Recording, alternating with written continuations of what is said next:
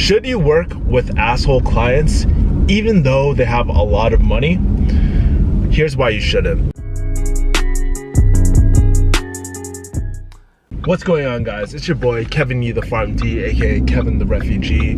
Today I am actually just headed off to the gym, but I thought this question was really important because it was actually one of my closers on my team that actually brought this up. And it was really crazy.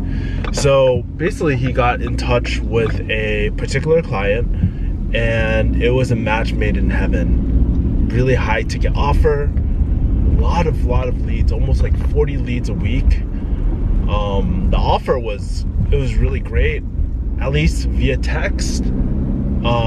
Before they got on the phone and started video chatting and stuff,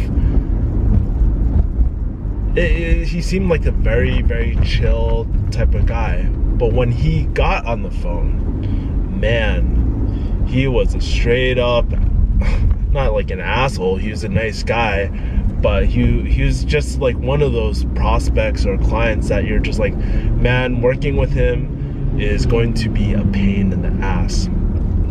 These people are typically very, very particular, not easygoing at all. And yeah, it's just like they just don't know how to treat people, you know? And you know, for some people they like that. They like that that like hard type of traditional sales and business type of thing. But if you're anything like me, I want to work with people who aren't necessarily soft. They're achievers, but they actually care about impact. They care and impact people. Because chances are, how you do anything is how you do everything. And chances are, if you treat your employees like assholes, if you're an asshole to your employees or the people that you work with, you're probably going to be an ass to a lot of your clients too. And it works for some. Like let's take Dan Pena for example. Anyways, my closer comes up to me and he's like, man, like it just doesn't feel like, my gut tells me it doesn't feel like it's the right fit. And I was like, you know, I've actually been there. I've said yes to business deals that I definitely should have said no to. And so I felt his pain, and he was like, yeah, I just really, really need money right now. I thought, you know, maybe I could just tough it up and do all that. And I brought up this really, like, this point that I was thinking in my head. Well, first of all, if he's an asshole right now with no money involved, what makes you think that he won't be more difficult to work with if he does, if money does get into the mix, right?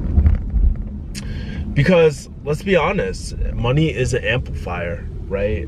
From my experience, it really brings out the true personality of someone, right? And it just like anything, it speeds up the actual what a person's actually really like, you know? So yeah, that's why when you hear, hey, don't go into business with friends, it's because guess what, it's not saying that you can't, but if you want to go into business with friends, you're going to have a lot of difficult conversations about what's expected, what's going on, stuff like that. And some people, they just can't navigate those conversations, and at the end of the day, it probably wasn't a good friendship to begin with, right? So even with a good friendship, you should be able to have those conversations, right? At least really, really close friendships, at least, right? The second thing I was actually thinking when he was talking was that it's more difficult to like break up with someone than once you start working with them. It's kind of like this. I'll take a dating analogy. Imagine like okay, you are talking to a girl, like, you know what, she doesn't feel like she's the right fit at all, and you date her. You date her anyways because you're like, fuck, I need someone in my life. I don't like feeling lonely, like, fuck, you know? And so you start dating, so you start dating them and then when you find someone else, when you find something that really catches your eye, imagine how hard that conversation is. Not only have you kind of led this girl on, but not only did you lead this girl on, but it's gonna be be a lot more difficult to have a conversation about, hey, I don't think this is the right fit, because you're also emotionally invested in that point, right? Same thing goes with business. It's just easier to say no if it's not the right fit, because let's be honest, you're gonna have to look for another client anyways. So why deal with this pain in the ass client? Why spend your time doing that when you could spend your time with someone that you actually enjoy, right? So same thing goes with business. And I mean I've been there too. Trust me, I've been nice guy before. I've said yes to things I shouldn't have said yes to, you know, especially when I was first running my closing team. I've done that. I've been there, so I know what it feels like, you know.